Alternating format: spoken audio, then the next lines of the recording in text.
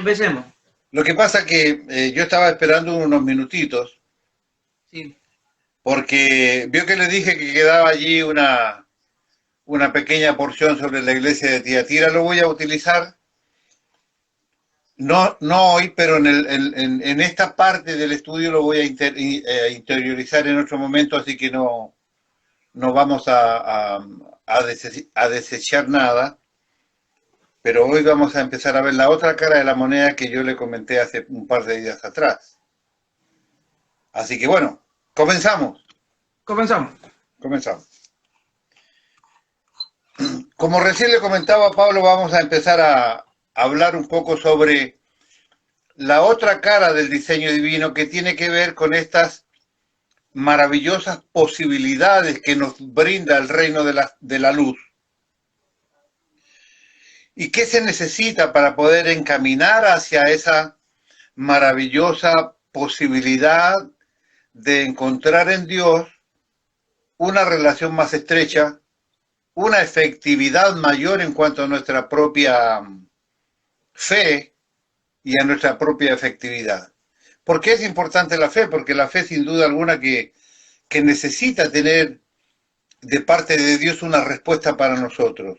O si usted cree y Dios nunca hace este ping-pong de ir y venir, usted le manda una oración sentida, honesta, llena de humillación, y del otro lado el Señor no diera ninguna respuesta, sería como extraño, que es básicamente las características de las iglesias, o perdón, de las religiones falsas. Usted le habla al mono allí, ¿no? Usted le habla al muchacho gordo ese que está de piernas y de manos cruzadas y no le da ninguna respuesta. O por usted o otros le oran a aquello que tiene muchas manos, ¿no? Y tantas manos no le da nada, es como medio, ¿no? Esa es la característica, la no devolución del accionar del otro Dios hace a que la religión sea tan aburrida y sea tan inestable en términos reales, ¿no es cierto? Eh, que nos diferencia tanto de esto. Hemos venido hablando que nosotros conocemos la verdadera relación con Dios, conocemos al verdadero Dios, estamos en la verdadera religión y hemos estudiado profundamente a Pedro en esa circunstancia tan maravillosa de Lucas, ¿no? Donde hemos aprendido, como recordábamos en la clase anterior, esta necesidad imperiosa de entender que cuando las personas se depositan voluntariamente en el reino de las tinieblas, ya Dios no tiene muchas posibilidades de rescatarlos él, sino echar mano a todas las herramientas que en el tiempo que estuvieron en la luz recibieron de parte de Dios. Hoy vamos a hablar más sobre esta estadía en el reino de la luz. Y vamos a ver cuál es el principal ingrediente para poder accionar sobre esto. Yo tengo titulado esto el factor obediencia. Ah, El factor obediencia. El poder de la obediencia. Pregunto, creo que ya esto se lo había medio anticipado la vez pasada. ¿Podemos nosotros en este siglo XXI acceder a las promesas del Antiguo Testamento tales como las del Génesis, desde Adán para abajo? También por ejemplo, yo anoté aquí como ayuda de memoria las promesas dadas a Abraham, promesas maravillosas. Allí en Génesis 11 te dice, el que te bendice a vos, yo lo voy a bendecir, y el que te maldice, yo lo voy a maldecir. Muchas veces repetimos esta promesa porque la escuchamos, porque alguien la dijo y yo la escuché, me gustó porque me sirve hasta como un arma de defensa, ¿no? Piénselo, un arma de defensa. Ah, así que vos la tenés conmigo. Mirá que mi Dios me dijo, Dios me prometió que si vos te metés conmigo, Él te va a maldecir, amigo. Así que tranquilo, ¿no? Tenemos ese concepto de que tengo un papá, ¿sabés cómo te la va a dar? Compadre, ¿no? Y resulta que nos olvidamos que esa promesa también le fue dada al hermano, y el hermano también recibió de Dios esa promesa diciéndole a él, el que te maldice a vos, yo lo voy a maldecir, ¿no? Entonces, claro, muchas personas escuchan esta promesa, al que te bendice yo le bendeciré y al que te maldice yo le maldeciré, dada a Abraham, que nos incluye también a nosotros, pero ¿es tan simple que está allí, todo el mundo la puede usar o se necesita algo para que esa promesa sea genuina, válida y activa? Entonces, ¿podemos nosotros en este siglo XXI acceder a las promesas del Antiguo Testamento tales como la del Génesis o la de los patriarcas como en el caso de Abraham o las de la ley de Moisés?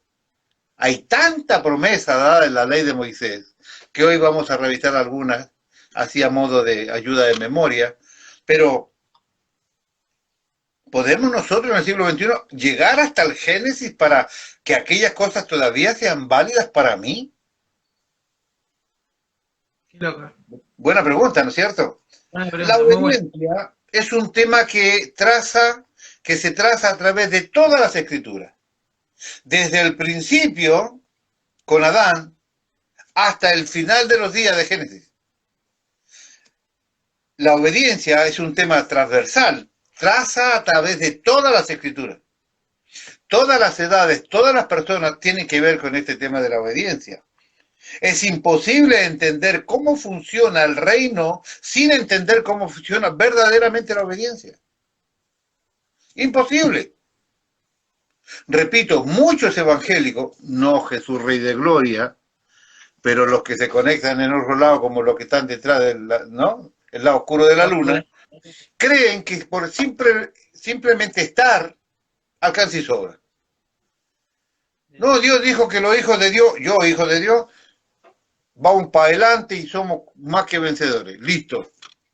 Y pareciera que el solo haberlo escuchado o leído, o saber que en alguna parte de la Biblia está, no sé dónde está, pero sé que está dentro de la Biblia, alcanza como para que sea válido. Sí. Es imposible entender cómo funciona entonces el reino de Dios sin entender cómo funciona la obediencia. Parece algo básico hablar de la obediencia otra vez, pero en realidad no es tan básico si nosotros lo miramos en la vida diaria. ¿Cómo podemos, si nos ponemos un poco de atención, mire el ejemplo que le conseguí. Si nosotros ponemos un poco de atención donde quiera que vayamos, nos damos cuenta que el niño argentino promedio es bastante desobediente. Yo puse acá, obvio, no Jesús Rey de Gloria. Los que aquí son todos obedientes, a veces. A veces. Usted puede ver niños controlando a sus padres de manera casi tiránica y perversa. En todo lugar, tales como los trenes, usted va a subir al colectivo y ve ahí a niños mañosos pateándole las canillas a las mamás o a los papás, pegándole, tirándose al piso porque no le compraron lo que se le ocurría, diciendo malas palabras, groserías, pero tremendas. La gente mira y entonces usted se sube a un tren, a un colectivo, entra a un negocio, va a alguna tienda, en la calle. Y lo más terrible de todo es que esto también se ve dentro de nuestras iglesias. El problema no son los niños, sino los padres. Porque en definitiva los niños van a accionar y van a hacer estos berrinches y estas malas educaciones hasta donde los padres se los permitan. Y yo lamentablemente soy de la vieja escuela, ¿vio? Yo tengo otro formato para... Yo también, yo tengo otro formato, tengo otra modalidad, tengo otro concepto de la educación y de la corrección, ¿no es cierto? Exactamente, ¿no? O como yo le he dicho más de alguna vez, tranquilízate, ¿no? Recuperate, ¿no? No, yo soy de esa vieja escuela. Bueno, hoy hay problemas con eso, pero ya lo vamos a conversar. Entonces el problema no son los niños, sino son los padres, porque en definitiva los niños harán berrinche y todo lo demás hasta donde se les permita hacer, obviamente. Usted dirá que esto pasa en todas partes, puede que sí, puede que sea cierto, pero definitivamente tenemos un problema de obediencia en la Argentina, claramente. Repito, el problema no es el niño, sino el adulto, porque el niño hará hasta donde se le permita hacer todo lo que a él se le ocurre hacer. Esto pasa porque los padres son incapaces de entender qué es la obediencia. Son incapaces también de entender qué es el amor o el verdadero amor. Muchísimos padres jóvenes, hoy cada vez los padres son más jóvenes, creen que el darle todo al hijo, o el decirle que todo que sí, o ponerse a su lado como el amigo, más que papá, como el amigo, como el gamba, como el cumpa, ¿no? Ese es el mejor de los padres. Y que decirle a todo que sí es el mejor de la mejor onda porque ganamos confianza, entonces así yo sé lo que hace. Error grave, según la escritura, error grave. Entonces esto pasa porque los padres son incapaces de entender qué es la obediencia. Esto es tan grave porque este es un problema dinámico que se transmite de generación en generación. Si usted a su hijo le permite que le diga malas palabras, le patee las canillas o le haga lo que quiera, los hijos de ese hijo suyo, o sea, sus nietos, van a tener la misma conducta o peor, porque esto es dinámico y se transmite de generación en generación. Esto puede generar que toda una generación entera y completa se pierda, no conozca a ninguno de ellos la salvación. ¿Por qué? Porque no hay manera de entrar a la salvación sin obediencia. Repito, cristiano que me estás escuchando, no hay manera de entrar a la vida eterna si no hay obediencia. La Biblia nos confronta con algo simple pero determinante. ¿Eres obediente o no lo eres? No, sí, yo a veces. No, a veces no sirve. No, yo solamente a veces desobedezco. No, no alcanza. Esto no alcanza. La Biblia nos confronta con algo muy simple pero determinante. ¿Eres o no eres obediente? Punto. No sirve serlo a veces. Esto no tiene términos medios. Esto es absoluto teológico. ¿Eres o no eres obediente? Punto. El tema importante aquí es que las personas entiendan la importancia que tiene para Dios la obediencia. Es importante que las personas entiendan cómo es que Dios ve la obediencia, cómo Él se relaciona con la obediencia. Vio lo que le dije al principio, este ping-pong que uno hace con Dios, ¿no? ¿Cómo reacciona Dios cuando yo obedezco? ¿Cómo reacciona Dios cuando yo desobedezco? ¿Cómo reacciona Dios cuando yo me pongo sumiso? ¿Cómo reacciona Dios cuando yo me pongo rebelde? Hay un accionar en esta historia. El tema importante aquí entonces es que las personas entiendan la importancia que tiene para Dios la obediencia. Es importante porque la obediencia a los padres está directamente conectada con la obediencia a Dios. Si sus hijos no le pueden obedecer a usted, no se haga ninguna ilusión que sus hijos le van a obedecer a Dios. No hay posibilidad alguna. Es como que si usted como padre es totalmente ausente a su hijo y usted no le muestra esta imagen masculina y paterna, él va a tener muchos y graves problemas para relacionarse con Dios como su hijo. Simplemente así. Obedecer a los padres, recuerde lo que le dije recién, es importante porque la obediencia a los padres está directamente relacionada con la obediencia a Dios. Ponga atención, obedecerlos a los padres está directamente relacionado con la adoración a Dios. Si usted, yo le dije el otro día, en una prédica, en un estudio le dije, graben esta frase. La mayor adoración que usted le puede dar a Dios es la obediencia. Dios prefiere 1000 veces que usted le obedezca que usted le adore. Punto. Así de simple es esto. Obedecer a los padres entonces está directamente relacionado con la adoración a Dios. Más allá del ejemplo que está claro que iglesia, no ha logrado entender lo que es obediencia a Dios y lo que significa para él, cuando Dios creó al hombre, dio y estableció dos poderes. Ponga atención. Cuando Dios crea al hombre, Dios establece dos poderes. Solo dos poderes para gobernar toda la creación que él tenía. Toda la creación que él hizo. Solo hay dos poderes establecidos para ello. El primer poder que Dios establece es el mismo poder de Dios. Él es Dios, soberano de la tierra, soberano de todo lo creado, dueño de todo lo creado. Todo depende de él. Todo se gobierna por su palabra. Lo que está arriba en los cielos, lo que está aquí en la tierra, lo que está debajo de ella, en el mundo visible, en el mundo invisible. Todo esto está gobernado por el poder de Dios y por su palabra, en cualquiera de sus manifestaciones. ¿Hay un mensaje de Dios cuando usted tiene una revelación en sueño? Sí. ¿La forma audible es la única manera de comunicación entre los seres humanos? No. Tenemos nosotros allí, bendición de Dios en la iglesia, de tener lengua de señas, ¿no es cierto? Hablábamos el otro día con respecto a si los hijos nacen o los niños nacen o no nacen obedientes. Y el niño entiende hasta, no un lenguaje de señas, pero sí un lenguaje expresivo, corporal expresivo. Cuando usted le dice a su hijo,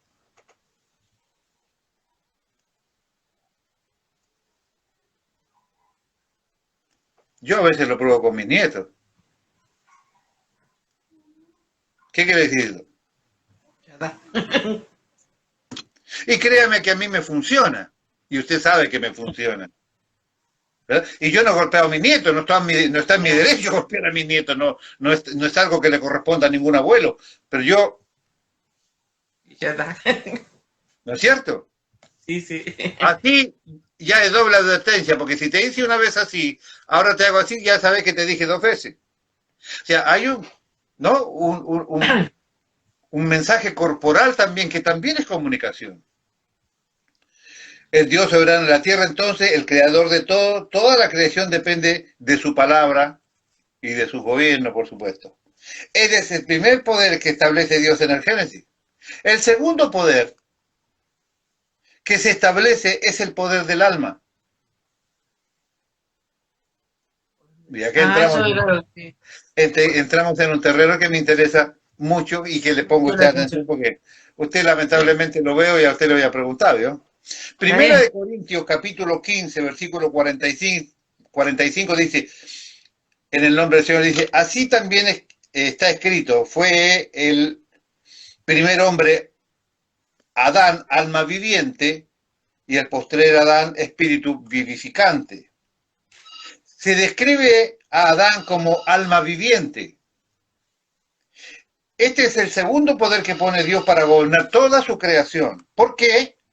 Porque Dios sujeta todo a Adán y Adán es alma viviente. Entonces Dios sujeta todo al alma. Se lo voy a aclarar y se lo voy a recontra explicar y usted va a quedar recontra convencido de lo que la Biblia dice. Todo lo sujeta a Adán. Todo lo sujeta a Adán, toda la creación. Esto quiere decir que todo lo que volaba, todo lo que nadaba, todo lo que caminaba, todo lo que operaba, todo quedó sujeto al alma. ¿Cuánto poder tenía el alma? Observe, López, ¿cuánto poder le fue dada a esa alma viviente? ¿Usted me cree o no me cree? Ya sé, no me cree, pero se lo voy a mostrar. Mire, Génesis capítulo 1, versículo 26. Entonces dijo Dios, hagamos al hombre a nuestra imagen, conforme a nuestra semejanza, y señoree, este que vamos a crear, y señoree en los peces del mar, todo lo que nada, en las aves de los cielos, todo lo que vuela, en las bestias, todo lo que camina, en toda la tierra y en todo animal que se arrastra sobre la tierra. Y creó Dios al hombre a su imagen y semejanza, versículo 27, varón y hembra los creó. 28, y los bendijo Dios y le dijo, fructificad y multiplicad, llenad la tierra, sojuzgadla y señoread en los peces del mar, en las aves de los cielos y en todas las bestias que se mueven sobre la tierra. Todo eso está puesto en las manos de esa alma viviente llamada Adán. Todo ese poder, toda esa autoridad está dada y puesta en las manos de Adán. Él podía gobernar lo que pasaba con lo que volaba, él podía gobernar lo que se arrastraba, él podía gobernar lo que nadaba, él tenía dominio y para potenciar un poco el entendimiento de esto, vamos a revisar así superficialmente algunas de las palabras de los versículos puestos aquí, que yo las tengo marcadas. Señoree, vamos a ver qué es lo que es señorear. Fructificar, por ejemplo, multiplicar, por ejemplo, sojuzgar, por ejemplo, señorear, por ejemplo, vamos a ver qué es lo que significa. ¿Qué significa la palabra sojuzgar? Según la Biblia, ¿qué significa sojuzgar algo? El término quiere expresar que ese algo hay que dominarlo o sujetarlo, pero solo se domina o se sujeta algo cuando ese algo es rebelde o se resiste a obedecer dócilmente. Cuando Dios le dijo sojuzgar, le dijo, se rebele o no se rebele, usted tiene que gobernar, amigo, le dijo. Usted tiene que sojuzgar la tierra. O sea, usted tiene que tener dominio de lo suave y de lo que es más complicado. Usted tiene que gobernar. ¿Qué realmente quiere decir dejarnos dicho Dios Padre esta frase? Es la misma que quiere decir en la Biblia sojuzgar. ¿Qué significa sinónimo de sojuzgar? Subyugar, someter, juzgar, hacer justicia y gobernar. Cuando Dios le dijo al hombre fructificar y multiplicados, llenar la tierra y sojuzgarla, Dios no quería que nadie maltratara a nadie. No es la idea de la violencia para el gobierno. Dios quería que la tierra fuese tratada con amor y no con injusticia. Porque el reino de Dios es amor y así como lo es su carácter. En cualquier caso, ¿qué significa multiplicados en la Biblia? Desde el hebreo, que es la palabra pará, que significa fértil, y multiplicar significa aumentar considerablemente en cantidad o número. Desde el hebreo es la palabra rabá, que significa aumentar o abundar o abundancia. En la misma línea de pensamiento, ¿qué es la palabra fructificar? Según la Biblia, el significado de fructificar es dar fruto. Pregunta relacionada con esto. ¿Qué significa la palabra entonces señorear? Significa dominar o mandar a una cosa o a una persona como dueño de ella. Mandar uno imperiosamente.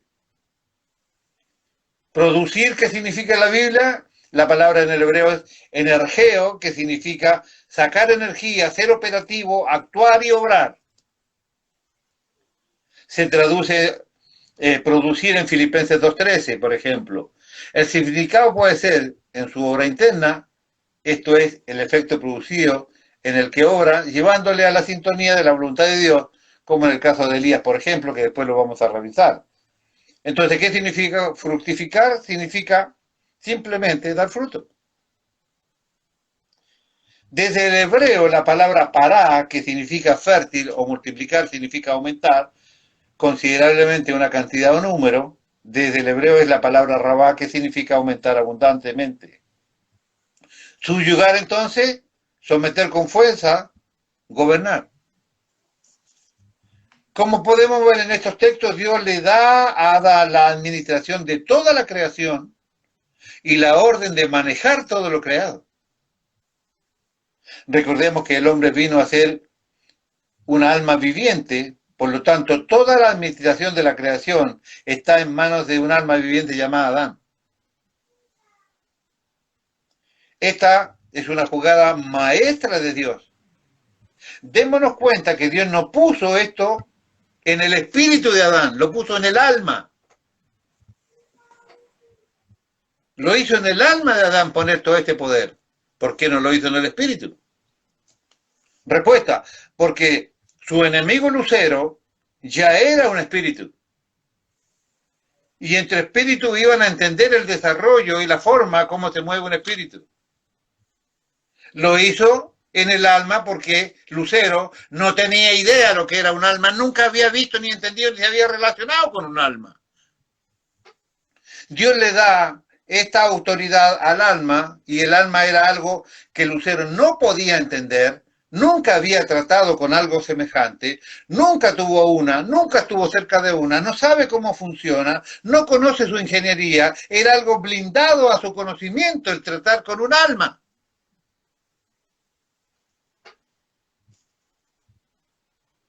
Era como una caja cerrada para el diablo. Era tan extraño para él porque el diablo veía que había algo allí que era medio celestial y que era medio humano. Nunca se había relacionado con esto. Y aclaremos algo que quizás no sería ni necesario, pero debemos entender, hermanos cristianos, que el diablo no es un ser que lo sabe todo, es un ser creado y limitado que tiene simplemente desconocimiento de muchísimas cosas. Siempre recuerdo, viendo desde la perspectiva espiritual, cuando los hebreos daban vuelta a Jericó, ¿no? Un día una vuelta, todo en silencio. Usted piense lo que miraba el diablo allí. No entendía nada. No entendía nada. No, a sus propios súbditos de la ciudad de allí, no les podía revelar a sus brujos ni a sus adivinos, porque él no entendía lo que pasaba. 2 vueltas el día segundo, 3 vueltas el día tercero, 4 vueltas el día cuarto, 5 vueltas el día quinto, 6 vueltas el día sexto, 7ª vuelta, y de repente empezaron a gritar, y el diablo nunca supo lo que pasó. Cuando el pueblo empezó a gritar, se hundieron los muros de Jericó, cayeron hacia adentro para provocar una rampa natural, y recién allí se enteró lo que estaba pasando. Dios le había entregado a los hebreos la ciudad de Jericó. Nunca supo qué era. Nunca supo, el diablo nunca supo hasta que se encontró con Jesús en el desierto cuál iba a ser el Redentor, el Mesías prometido. Cuando el faraón de Egipto, gobernado por Satanás, manda a matar a todos los niños nacidos allí, la intención era matar porque él creía que en ese grupo de niños que nacería el Redentor de los hebreos, y mandó a matar a todos los niños. Cuando usando a Herodes mató a todos los niños de 2 años, también era una estrategia satánica tratando de matar a aquel que iba a ser rey de Israel. Cuando trató de matar al rey David, también creía que ese podía ser el Redentor. El diablo siempre anduvo a la búsqueda de encontrar cuál era el Mesías, porque él no sabía cuál era el Mesías. Si tú eres hijo de Dios, ¿qué le enseña eso? ¿Una provocación de tratar de convencer a Jesús que era hijo de Dios? No puede ser que a ver si vos de verdad sos Pablito, el Pablito que yo conozco, tocame la guitarra, ¿ves? O sea, quiero comprobar que vos sos el Pablito que toca la guitarra, porque me pareces conocido, así como que me parece que sí sos, pero no estoy seguro, comprobame. Si vos eres hijo de Dios, comprobame haciendo tal cosa. Si eres hijo de Dios, comprobame haciendo tal otra. Hasta que escuchó de Jesús, al Señor tu Dios adorarás y al solo servirás. Allí se convenció quién era él verdaderamente. Entonces el diablo no lo sabe todo. Pues esto es importante lo que le estoy leyendo aquí. Era una caja cerrada para el diablo. Era tan extraño para él, para el diablo, porque veía que era medio celestial, medio divino y era medio humano. Tenía una doble capacidad de entendimiento el alma a los ojos del diablo. Entendía lo que era celestial y también entendía lo que era humano. Era totalmente desorientado, estaba con la creación de Dios. Tenía dimensiones que él no alcanzaba a comprender, esa alma que después se volvió alma viviente. Tenía una mente, tenía un corazón, tenía voluntad, tenía intelecto, tenía sentimiento y muchas otras cosas que nosotros sabemos que es lo que está dentro del alma humana. Pero eso lo estaba descubriendo el diablo a medida que miraba, escuchaba y preguntaba. Usted ya sabe que en el capítulo 3 de Génesis el hombre pecó. Aquí tenemos un punto interesante. Cuando la serpiente habló con Adán, él cuestionó lo que decía en el versículo 3 y 4. Génesis 3 dice, pero el fruto del árbol que está en el medio del huerto, dijo Dios, no comerás de él, ni le tocaréis para que no muráis. El diablo cuestiona las palabras en el versículo 4, entonces la serpiente dijo, no morirás. ¿No? Aquí el diablo cuestionó lo que Dios dijo. Le había de descubrir lo que es mandamiento. Dios le había dado una orden, una instrucción. No comerás ni le tocará ir.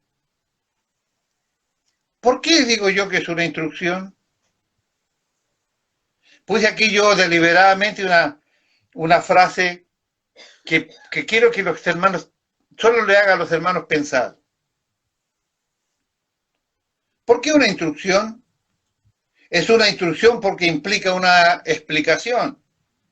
No comeréis ni le tocaréis para que no muráis, ¿no? En esta ocasión, aquí, la primera vez, esta palabra no es un mandamiento. Es una palabra, es una instrucción. ¿Cómo, pastor, está diciendo que la primera vez que le dijo a Adán, no toques ese árbol, no era un mandamiento todavía? La primera vez que se lo dijo, era una instrucción. ¿Te explico?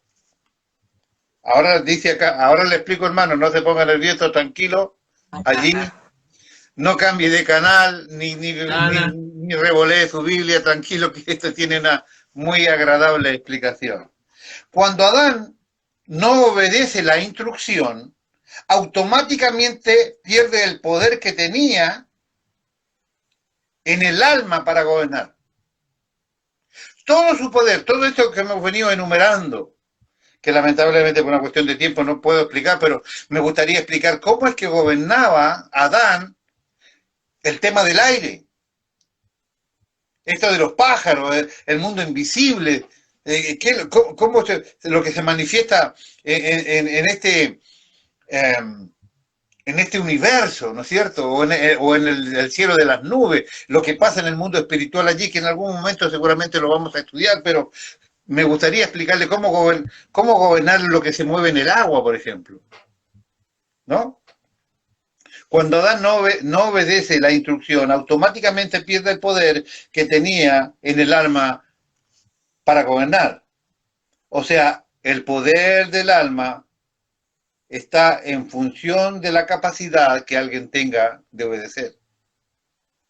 Todos los hombres perdieron la posibilidad de obedecer y de gobernar cuando Adán pecó.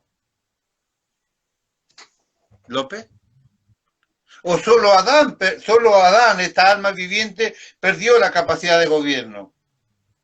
¿O todos perdimos en esa ocasión la capacidad de gobierno? Yo creo que todos. ¿Por qué?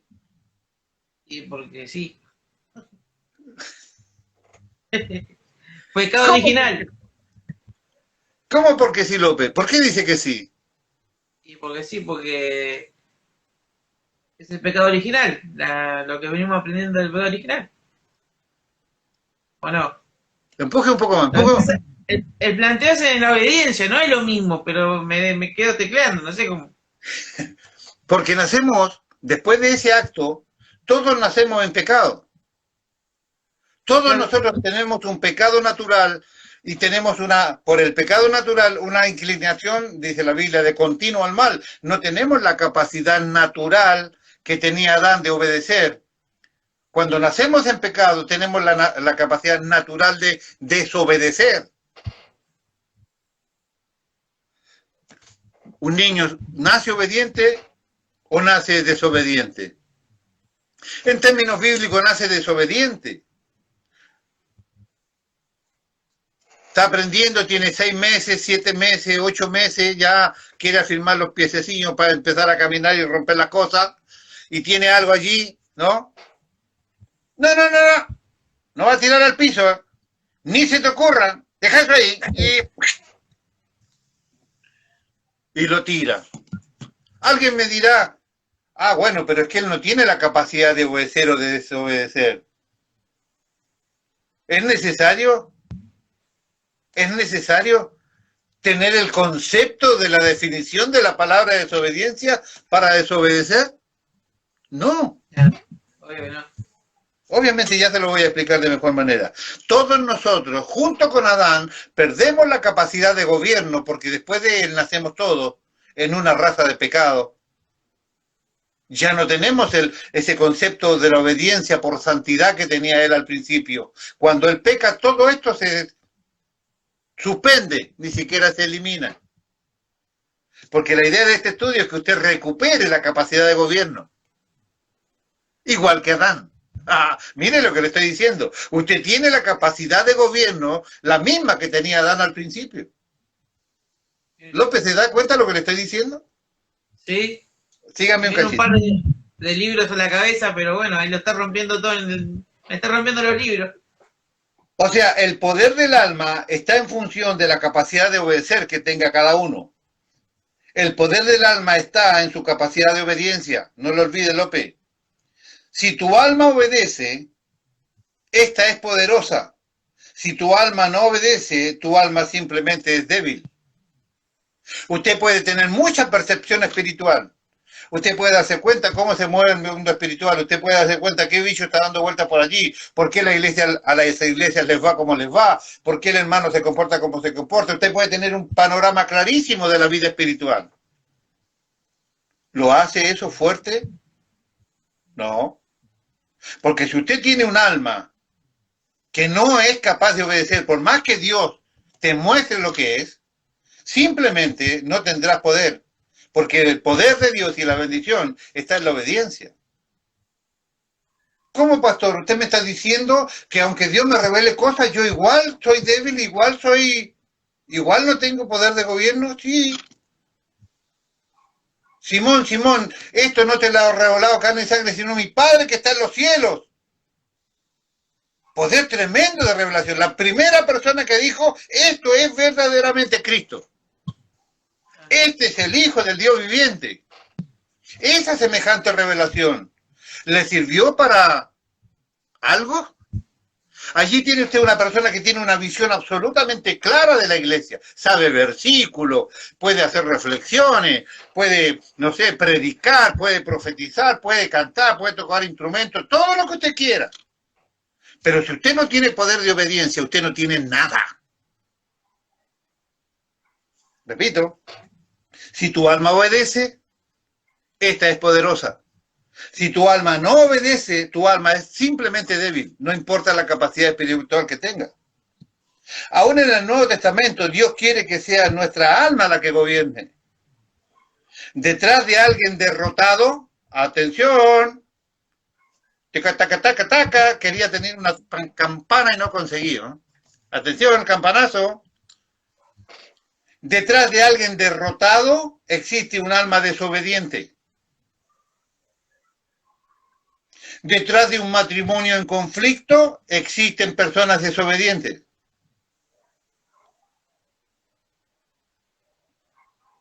Detrás de alguien derrotado es desobediencia. Detrás de alguien de doble ánimo hay un desobediente.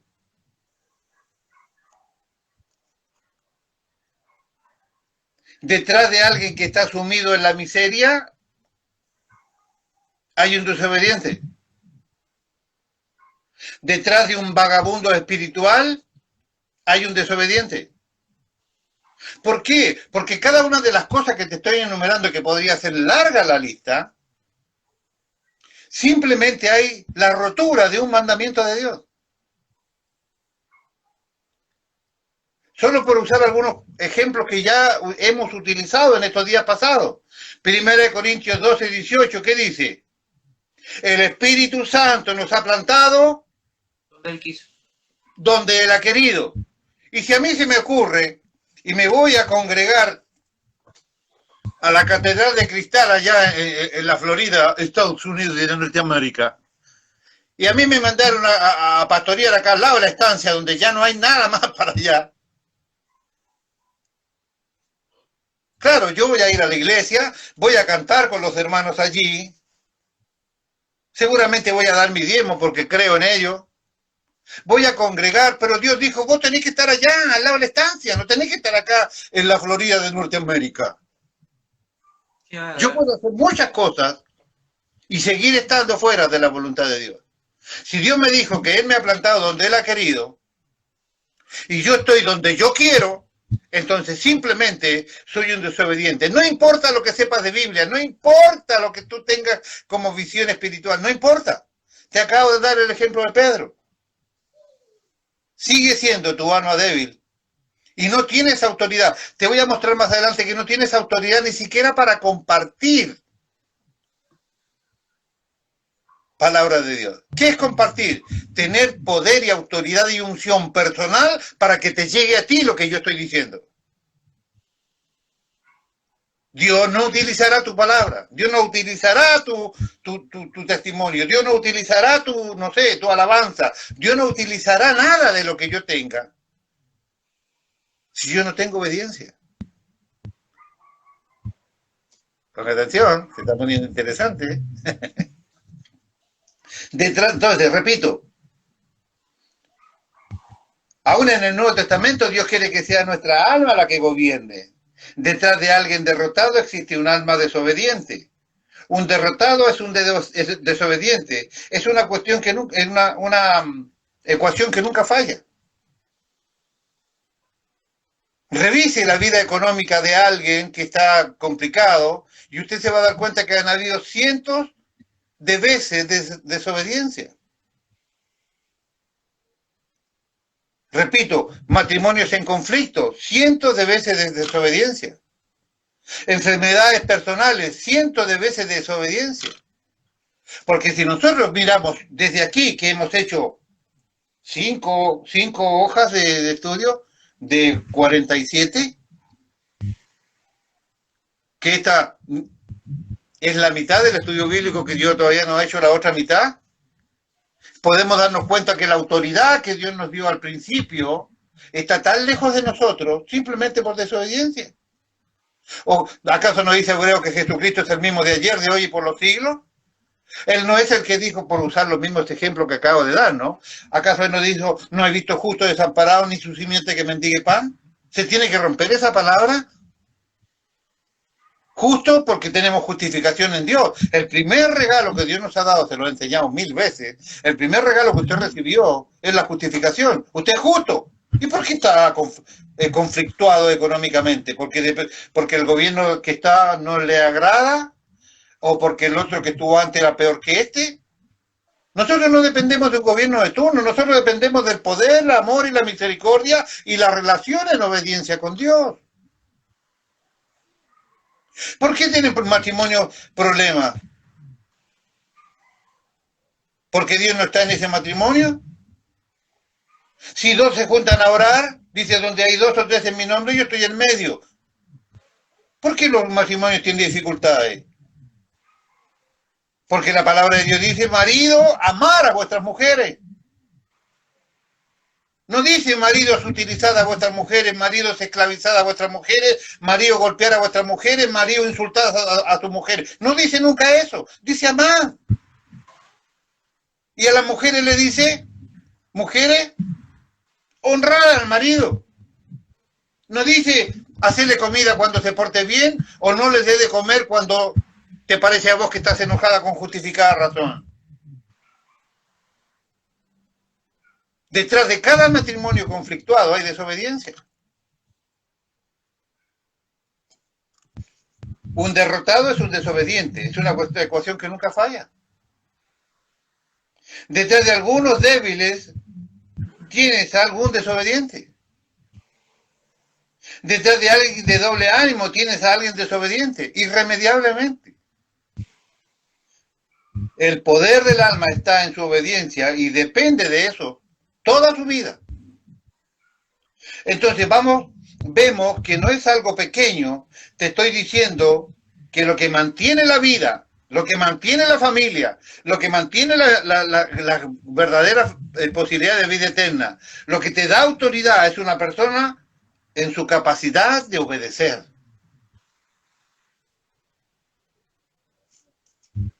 Tan tremendo es esto, que aún Jesús, ponga atención que acá se pone, López, yo no sé cómo usted lo vive esto, pero acá se pone mejor que mejor, mire lo que le voy a decir. Tan tremendo es esto, que aún Jesús tuvo que aprender a obedecer. ¿Cómo? ¿Acaso Jesús no vino ya dispuesto a obedecer? Sí. ¿Acaso Jesús no vino ya perfecto porque era el Hijo de Dios sin pecado? Sí. ¿O no, López? Sí, sí, sí. ¿Sí o no? Repito la segunda pregunta. ¿Acaso él no vino perfecto? Sí. ¿Sí o no, López? Sí, sí, sí, porque si no, estamos en el horno, sí. Bueno, vamos a ver entonces Romanos 5, 8 y 9. A ver, veamos Romanos 5, 8 y 9, a ver qué pasa acá, porque el pastor pareciera que, no como hay un programa por ahí que dicen, no, este no era el video, era otro muchacho, no, este no era el texto, era otro. Veamos, Hebreos 5, 8 y 9, ¿qué dice? ¿Lo tiene? A ver, espera que no veo nada. Romanos 5, 8 y 9. No, Hebreos 5, 8 y 9. Ah. No, entonces no, todavía no llegué. No veo nada, pastor, No importa, búsquelo que yo se lo leo. ¿No? Confíe en mí que yo le voy a leer lo que dice. Mire, versículo 8. 8 y 9. Aunque era hijo, por lo que padeció, aprendió la obediencia. 9. Y habiendo sido perfeccionado, vino a ser autor de eterna salvación para todos los que le obedecen. ¿Cómo Jesús tuvo que ser perfeccionado? Pero si usted me acaba de decir que vino perfecto. ¿Cómo que lo perfeccionaron? ¿Cómo es que él tuvo que aprender obediencia? Acá tenemos ya un problema. Adán al principio tuvo que aprender obediencia. El segundo Adán, Cristo, tuvo que aprender obediencia. ¿Y quién cree usted que somos nosotros para no entrar en este modelo de aprender obediencia? ¿Cómo entonces los pastores tenemos problemas para que los hermanos entiendan que deben obedecer? Si Cristo aprendió obediencia y Adán aprendió obediencia. Pero no se asuste, que le voy a explicar en qué sentido esto está hecho. En el sentido que dice acá, pero se lo voy a explicar para que, el pastor está diciendo que Jesús no era perfecto. No, es perfecto. Pero vamos a aprender por qué razón él tuvo que ser perfeccionado. Ponga atención, a mí esto me encanta. ¿Qué quiere que te diga? Y si ya te muerde la cabeza, que Jesús debe estar relacionado, digo yo, con la prueba mala, digamos, que esa obediencia tiene que ser probada de alguna manera. No, López, no te metas nada. Ponga atención que usted se va a agarrar la cabeza. Tiene razón. Ponga atención. Repito el 8. Aunque era hijo, ¿no? Aunque era hijo de Dios, dice el escritor de Hebreos, que ya sabe usted que yo creo que es Pablo. Aunque era hijo, por lo que padeció, aprendió la obediencia. 9. Y habiendo sido perfeccionado, vino a ser autor de eterna salvación para todos los que le obedecen. Hermanos, puse yo aquí, hermanos, el tema es este. Él, el propio Jesucristo, ¿te acuerdas que al principio le dije que el diablo no entendía nada porque ¿qué era alma? Ah, sí. Hoy hasta le ponemos nombre a nuestras hijas que se llaman alma, pero al principio no. Escuche, hermanos, el tema es este. Él no tenía alma hasta que no nació de la Virgen María. Nunca antes tuvo alma Jesús. Ya se está podriendo todo, espere, no me entiendo. Hermano, el tema es este. El tema es este. Él no tenía alma hasta que él no nació de María. Jesucristo no tenía alma hasta que no nació de María. Él era espíritu. Tu espíritu necesita aprender a obedecer o aprender obediencia? No. Pero tu alma sí.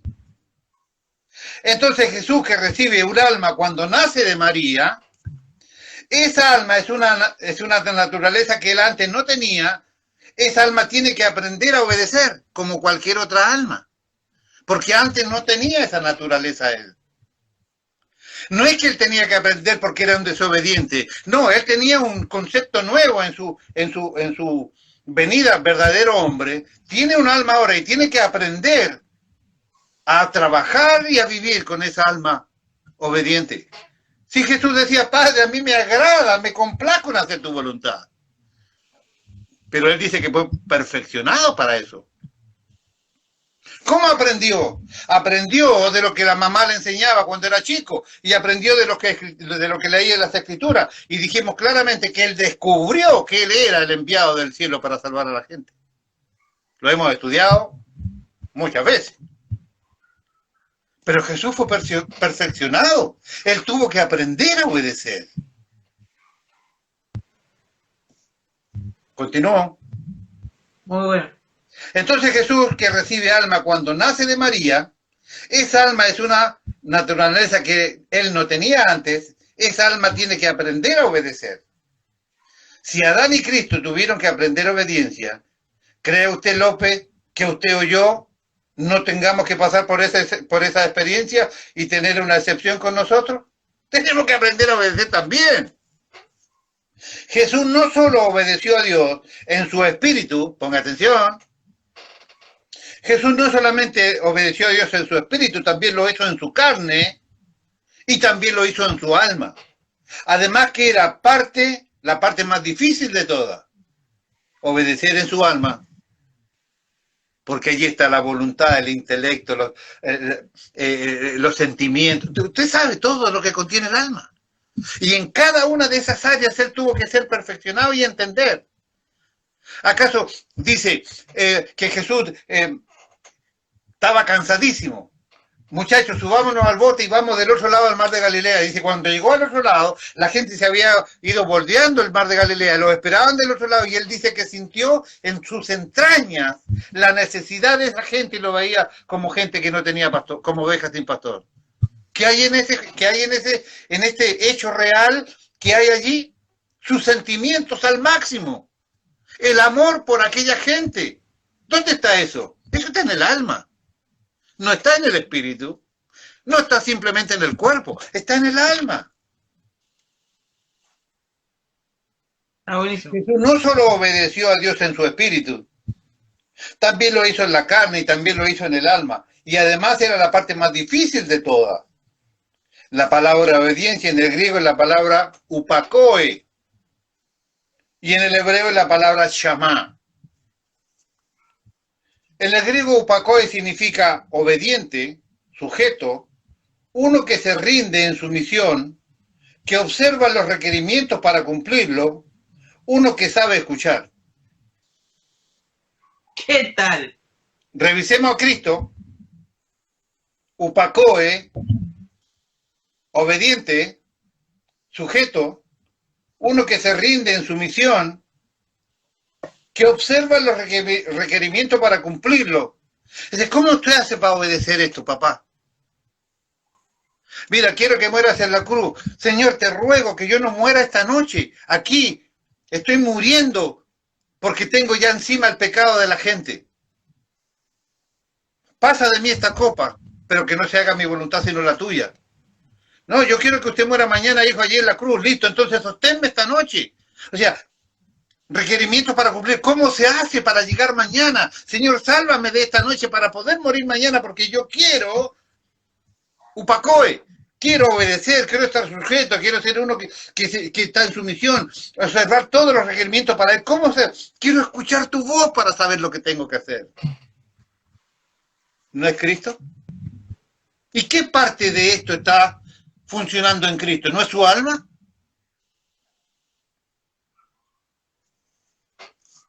Muy bueno. Para memorizar, obediencia es uno que sabe escuchar. Olvídese del resto. Olvídese del resto de las definiciones. Obediencia es uno que sabe escuchar. Punto. Trate de pastorear a uno que no quiere escuchar. Trate de pastorear a uno que ya se ideó su propio evangelio y el tipo le va como él quiere. Nadie puede obedecer si no escucha. Nota importante, es imposible obedecer si uno no sabe escuchar atentamente. Si una persona no puede escuchar atentamente a aquel que te da alguna directiva, nunca podrás obedecer.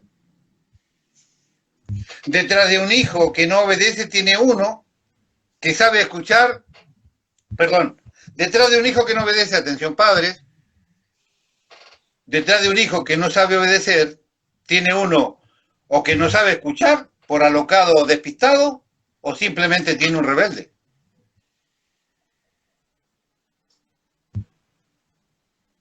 A ver, hermanos que tienen hijos pequeños de 2, 3, 4, 5, 6, 7, 8, 9, 10, 12, 14 años. Si su hijo no obedece, o tiene usted a uno que es medio despistado, medio alocado y no escucha por eso, o usted tiene allí un rebelde. Ponga atención. Que escucha, el primero, que escucha pero no obedece. El primero, ¿no? Hay que trabajarlo. O sea, me refiero al alocado y al despistado. ¿Cómo se trabaja? Ahora se lo explico. El segundo, el rebelde, hay que disciplinarlo. El primero no requiere castigo, que es medio despistado y medio alocado no requiere castigo. Requiere trato, conversación, enseñanza, amor, comprensión, consejo, ¿no? Explicarle las cosas. Sentate un minuto aquí, poné atención, deja eso, deja ese teléfono, sentate acá que te quiero explicar algo. Mira, tenés que hacer esto, tenés que ir para a comprar a la farmacia, pero mirá para todos lados porque si no te va a agarrar un camión. Poneme atención, por favor, deja ese teléfono. Necesitamos que vengas con el remedio lo antes posible porque tu tío no se puede mover de la cintura. Pero poné atención, por favor, deja eso. No vayas con teléfono porque vas a ir con el telefonito en el camino y vamos a tener dos lastimados de la cintura si te agarra un auto. ¿No? Ese es el despistado, ¿no? El segundo, el rebelde, dice literalmente acá, el segundo requiere palos. Recuperate, pero póngale, mire lo que escribí yo acá, López. No me quieran denunciar a mí. Está bien. Hablamos el paraguas. No me quieran denunciar a mí, lo dice claramente la Biblia. Ponga atención. No me quiera denunciar a mí. Ay, el pastor está dando consejos de violencia. La modernidad que...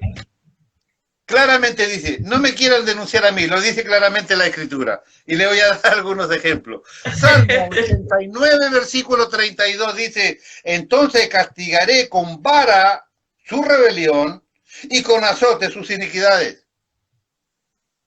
Esto lo dije Jehová de los ejércitos. Repito, Salmo 89, 32. Entonces castigaré con vara su rebelión y con azote sus iniquidades. Proverbios capítulo 10, versículo 13.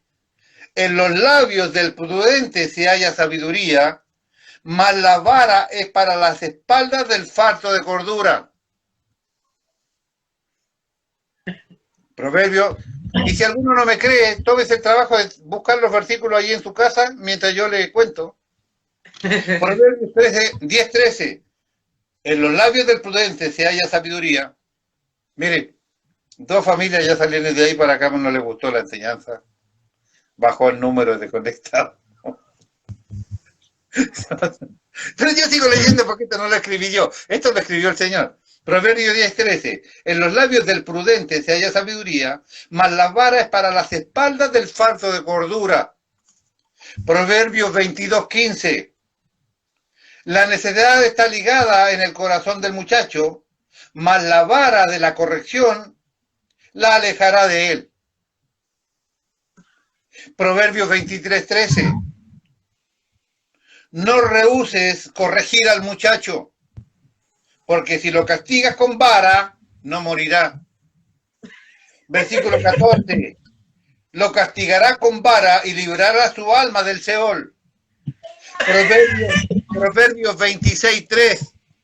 El látigo para el caballo, el caballo y el asno, y la vara para la espalda del necio. Así que no piensen denunciarme a mí, porque esto está escrito en la Biblia que usted tiene en su casa. Digo, hago la salvedad porque veo que hoy usted amenaza a su hijo y su hijo va y lo denuncia. Bueno, la modernidad. La modernidad. La rebeldía no se trata con palabras, se trata con disciplina. Eso dice la Biblia. Yo le puse así para que a mí no me vengan con cosas raras. Ni denuncia que lo citaron al juzgado número tal. No. La rebeldía no se trata con la palabra, se trata con disciplina. Dice la Biblia. Que quede claramente establecido. La palabra chamá en el hebreo significa que escucha, que oye con atención, que obedece. Pero le agrega un pequeño plus, complacencia en hacer una orden. Es lo que Jesús decía a sus padres, me agrada hacer tu voluntad. En aquellas ocasiones Jesús estaba hablando del chamá, me complazco en hacer lo que tú quieres. Busco la manera, voy cada día en oración para escuchar de voz de tu boca lo que tú quieres que yo haga. Esa era la razón de orar de Jesús, día y noche, madrugada, noches enteras. ¿Qué hacía? Buscaba de su padre la directiva exacta para hacer él, porque él hacía esto, chamá. Me agrada hacer tu voluntad. En aquellas ocasiones Jesús estaba hablando del chamá. No es servilismo, es sumisión. Ahora le explico. Las aspiraciones pastorales siempre son lo que los hermanos sean sumisos, no servilistas. Recuerden que los cristianos servimos por amor, no por honor, como le expliqué el otro día. No servimos solo por servir, lo hacemos por amor a Dios y amor a los hermanos. La sumisión es algo en lo cual todo cristiano debe trabajar todo el tiempo. El antónimo de sumisión es desobediencia. Desobediencia y desacato. Esos son los antónimos de la palabra que estamos analizando. Existe una diferencia entre sumisión y servilismo. Ponga atención. Cuando un pastor pide a un hermano que obedezca o haga una determinada tarea, no es porque sea servil, o sea, no es porque está para los mandados o porque está para obedecer.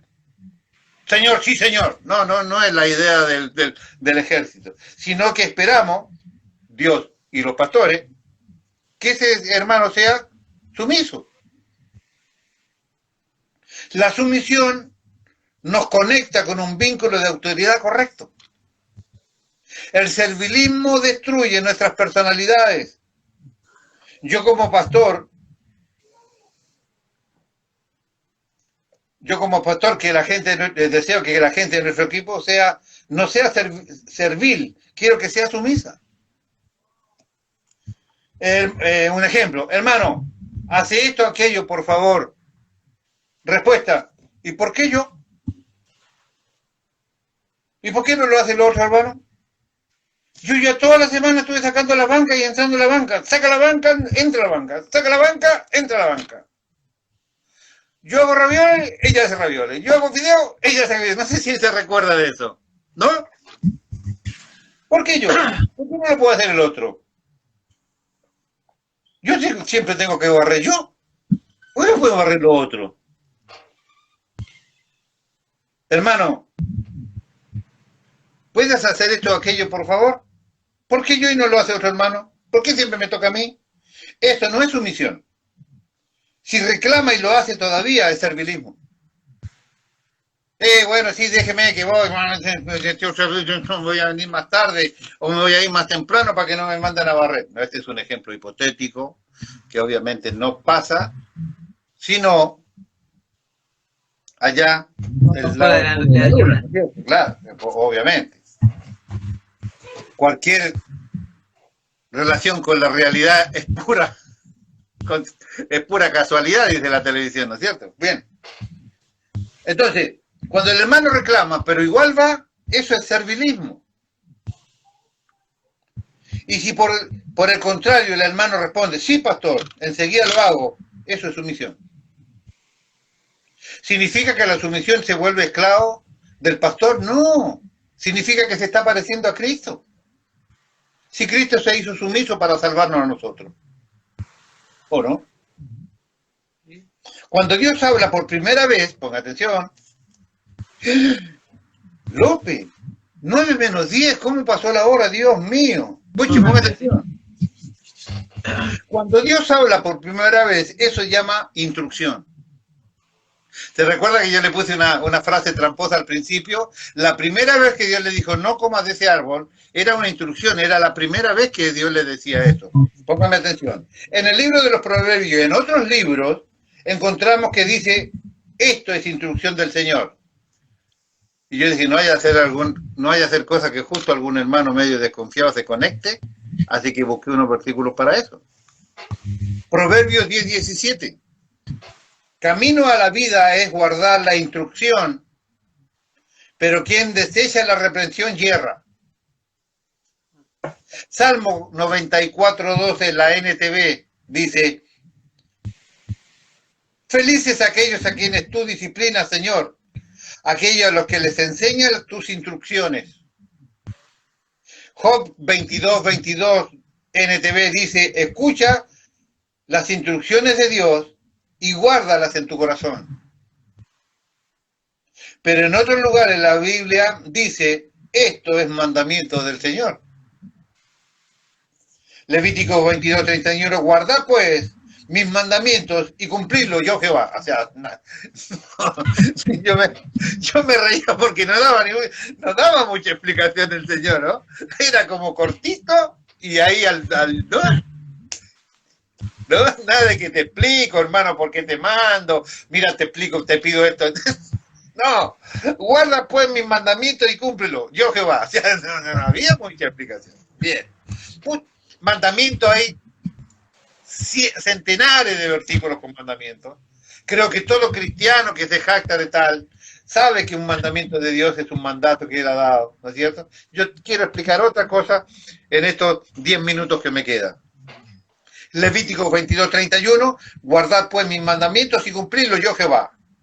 Existe diferencia entre la instrucción y el mandamiento. La instrucción es cuando Dios habla por primera vez. Dios te da instrucción cuando te dice la primera vez. El mandamiento es cuando se repite lo que Él ya había hablado anteriormente.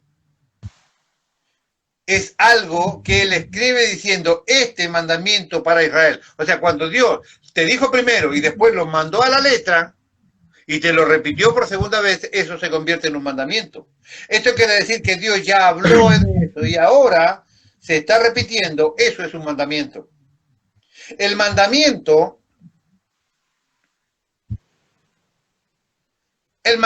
siempre involucra repetición. Dios, si te manda algo, te lo va a decir más de una vez. Para diferenciarlo como que fuese una instrucción. El mandamiento siempre involucra repetición. El mandamiento es instrucción que Dios ya habló. Ahora se convierte en ley. Ahora se convierte en ley. La sustancia de la ley es lo que quiero yo analizar. Póngame atención. Ejemplo. ¿Cuál es el espíritu el espíritu que mueve los semáforos? A ver, atengamos, no es que un demonio está, no, porque la gente dice espíritu igual demonio, no. Las cosas tienen su espíritu, ¿no? ¿Cuál es el espíritu que mueve los semáforos? O ¿cuál es el espíritu de la ley que impide estacionar frente a un portón, por ejemplo? Yo puse 2 ejemplos aquí, veamos. En el caso de los semáforos, el espíritu de la bendición de la igualdad y la bendición de la seguridad. Le explico. Desde un semáforo, la gente cree que los semáforos solamente son para los vehículos. No, y los semáforos son para los vehículos y para los peatones. Usted se da cuenta que cuando está así frente al semáforo y le ponen rojo al que viene de allí, se enciende una luz verde con un monito similando a un hombre para usted. Y cuando se le pone rojo a usted, se le prende allá a los otros un dibujito para que pase. ¿Qué? Es la igualdad. Que el que viene de allá tenga los mismos derechos que yo que voy de aquí en determinado momento. Bueno, para que ahora me toca a mí. Para que ahora me toca a mí. Para que me toca a mí. Eso es igualdad. Tanto el vehículo como el peatón tengan la capacidad de transitar seguros. El espíritu del semáforo es que tengan las personas igualdad de posibilidades y seguridad de posibilidades. Ese es el espíritu de un semáforo. No es meramente para ordenar el tránsito, sino que el que maneja un auto tenga cierto tiempo de pasar y el que camina también tenga cierto tiempo de pasar. Unos primero y otros después regulan. Ese es el espíritu de un semáforo, la igualdad y la seguridad. Ahora, ¿cuál es el espíritu que mueve en el caso de un portón? La bendición de la libertad de movimiento mezclado con la seguridad. O sea, usted está en su casa, tiene un portoncito, tiene su autito dentro, de repente se descompuso su hija. Quiere sacar el auto y resulta que hay ahí dos o tres, no solamente en el cordón suyo frente a su portón, sino que está en segunda fila y tercera fila, vio que como hoy...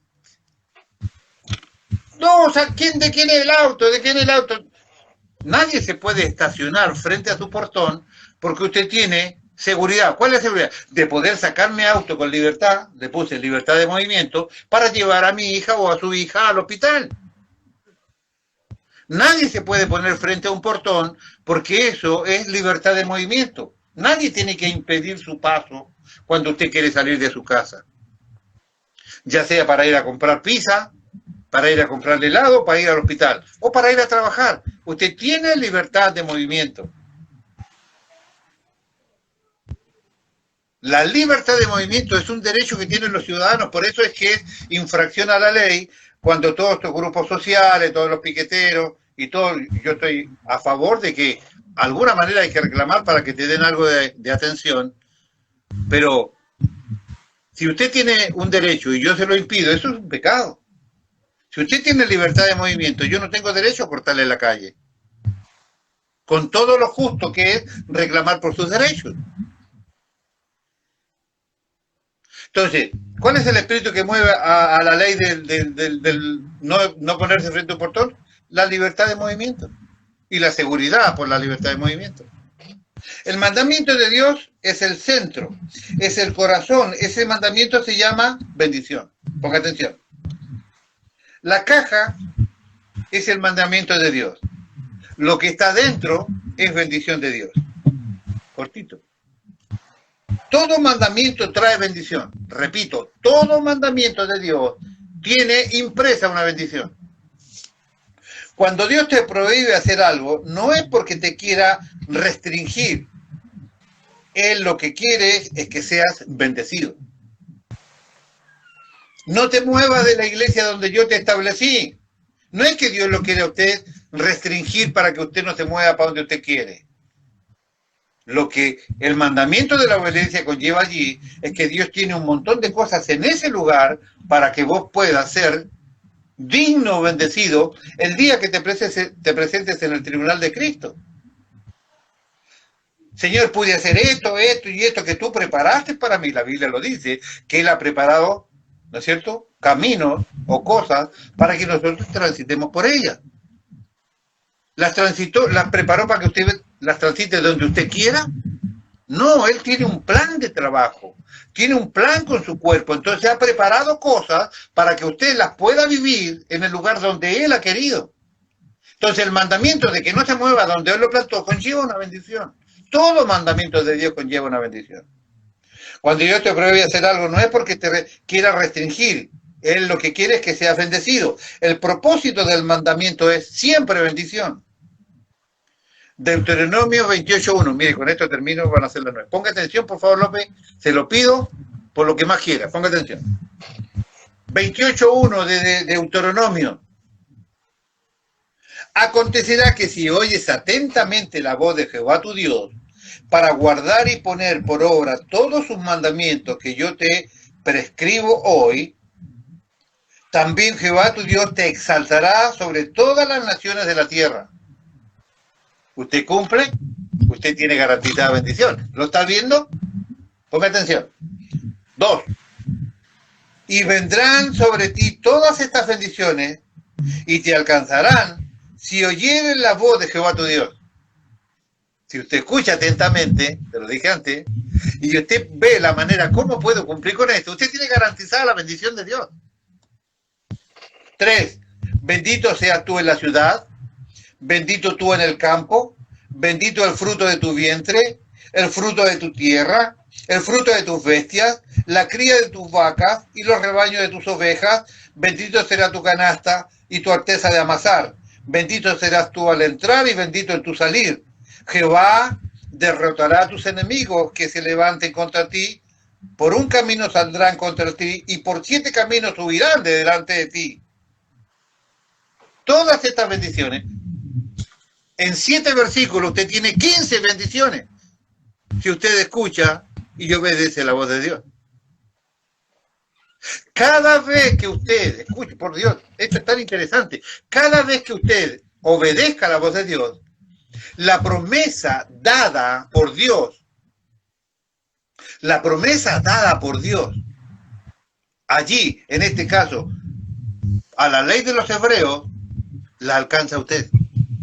Yo, mire, ahora no tengo tiempo, pero le voy a mostrar en la próxima, si me acompañan, que yo le voy a mostrar la manera en que usted puede romper el tiempo, romper las distancias para que usted vaya al lugar en el momento en que esa palabra por Dios fue declarada y usted en ese minuto, por hacer lo que usted dice allí, por haber cumplido lo que dice allí, usted se hace en ese minuto dueño de la promesa declarada por Dios, no importa si fue hace 4000 años atrás. Usted es dueño de esa promesa, porque las promesas de Dios no caducan. Jesucristo es el mismo de ayer, de hoy y por los siglos. O sea, usted puede alcanzar bendiciones de los patriarcas. Usted puede alcanzar bendiciones de la ley de Moisés. Usted puede alcanzar todas las bendiciones dadas a cualquier siervo de Dios que ha existido desde la creación de Adán para abajo.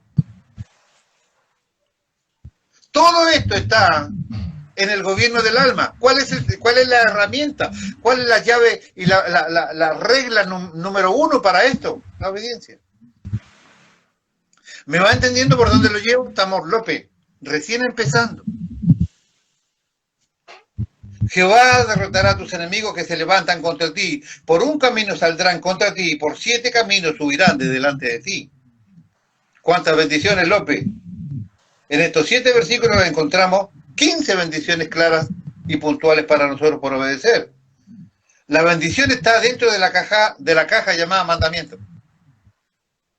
Este es el mandamiento, lo que hay dentro es la bendición. Si tú obedeces el mandamiento, tienes garantizada por Dios la bendición declarada en el versículo. ¿Vio lo que le leí acá? Puso atención a lo que dice aquí.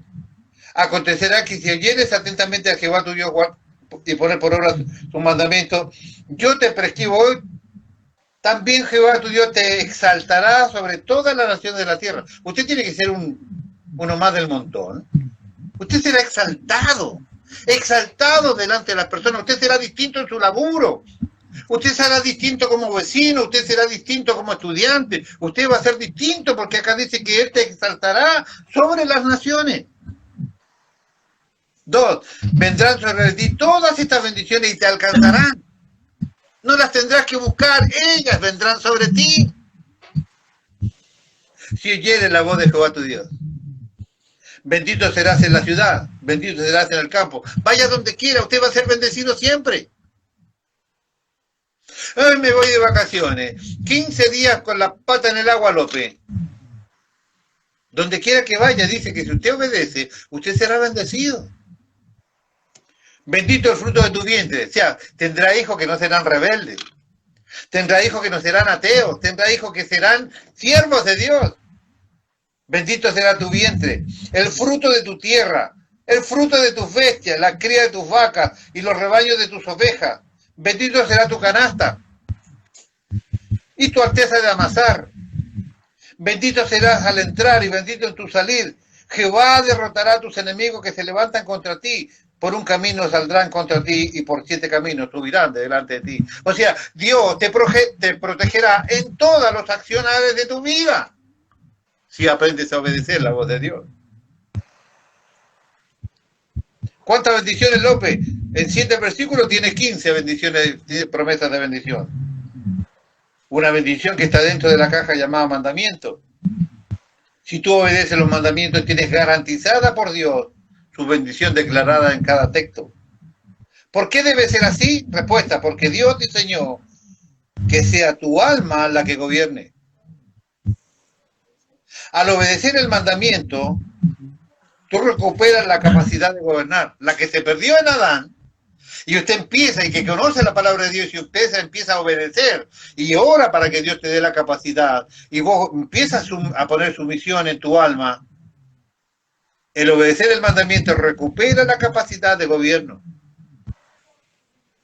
Todo mandamiento de Dios tiene bendición propiamente en él. Después de cada obra creativa de Dios, Él suelta palabras de bendición. Solo ejemplo, ya me voy. Génesis 1:22. Y dijo Dios, y los bendijo Dios diciendo, fructificad y multiplicad, llenad las aguas de los mares y multiplíquense las aves de la tierra. Esta palabra, y los bendijo Dios, está en todos lados donde quiera. Cada vez que Él declara un mandamiento y una bendición, está esa palabra.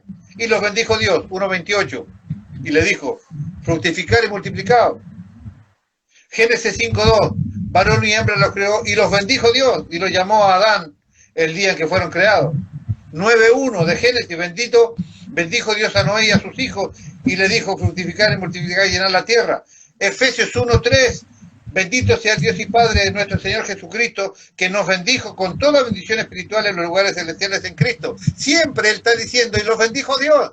Cada vez que usted obedece, escucharás el cielo, y me bendijo Dios. López, esto es un poquitito más que el encabezamiento de lo que quiero enseñarle.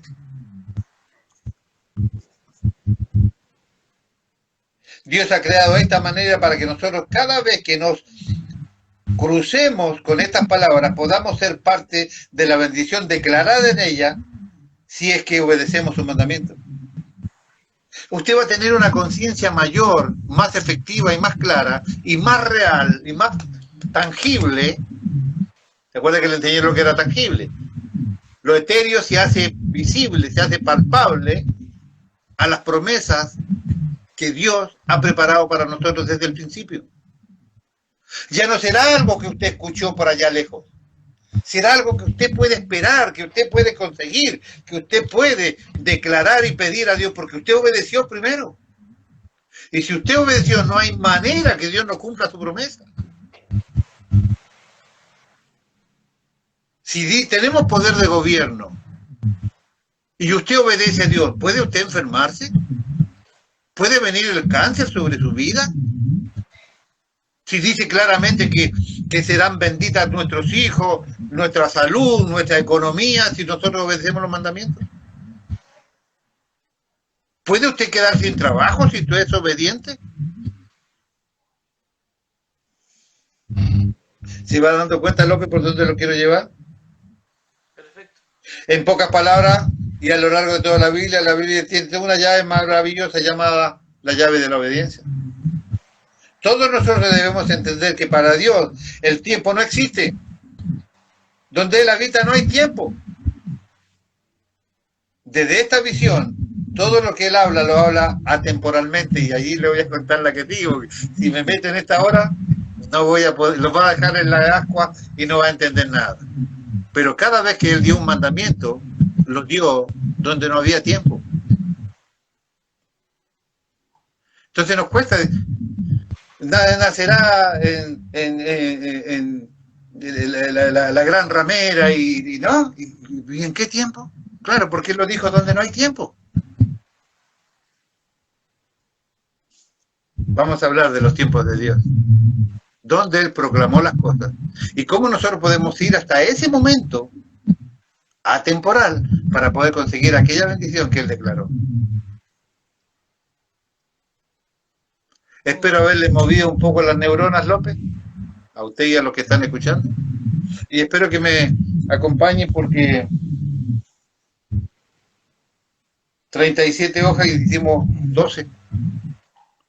Y este no es ni la mitad del estudio bíblico que yo tengo que seguir preparando, así que para mí, créame que lo que le mostré abre un panorama absoluto de bendición. El secreto, aprender como Cristo aprendió a obedecer.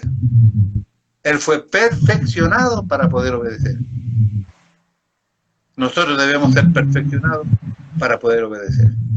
Tenemos todo para ser benditos. Tenemos todo para poder saber, disfrutar de la bendición de Dios. Escritas, y le voy a dar. Aún aquellas que por ahí están ya para nosotros no son tan importantes. Si usted determinara, por ejemplo, este es un ejemplo que por ahí lo desarrollamos después. Si usted determinara vivir el Sabbat,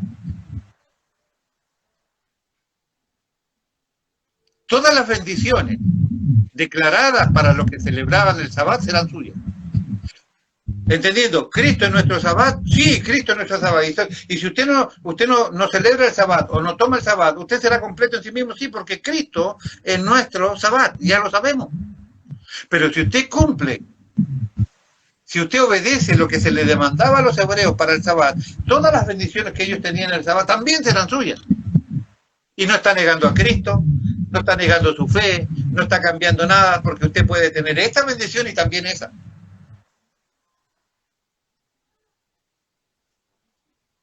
¿Me acompaña en la próxima? Sí, cómo no. Lo espero el próximo viernes entonces. Espero que esto le haya interesado, gustado y por sobre todas las cosas acercarlo al Señor.